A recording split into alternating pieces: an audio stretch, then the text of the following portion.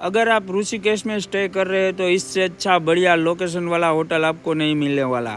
जी हाँ दोस्तों, यहाँ होटल के पास बिल्कुल पास में ही एक रिवर है जहाँ बच्चे खेल कूद सकते हैं और उसी के जस्ट बाजू में बहती है हमारी गंगा मैया। जी हाँ दोस्तों, गंगा मैया में आप रिवर क्राफ्टिंग का भी मज़ा ले सकते हैं। देखिए आप कैसे लोग रिवर क्राफ्टिंग का मज़ा ले रहे हैं और आप भी ऐसे रिवर क्राफ्टिंग के मज़े ले सकते हैं और नई नई एक्टिविटीज़ कर सकते हैं। यहाँ पे कई सारी एक्टिविटीज़ अवेलेबल है और देखिए रिवर क्राफ्टिंग का मज़ा कैसा है। और होटल की बात करें तो यहाँ का व्यू कुछ ऐसा दिखता है। देखिए आप सब लोग, चारों तरफ पहाड़ियाँ पहाड़ियाँ है और बीच में हमारा होटल है और एक कॉटेज देखिए आप कितना बड़ा है और इसमें वाईफाई भी अवेलेबल है। देखिए अगर रूम की मैं बात करूँ तो रूम में जाते ही हमको पहले बेड दिखेगा, बाद में यहाँ पे देखिए पंखा भी लगा है, एसी भी है।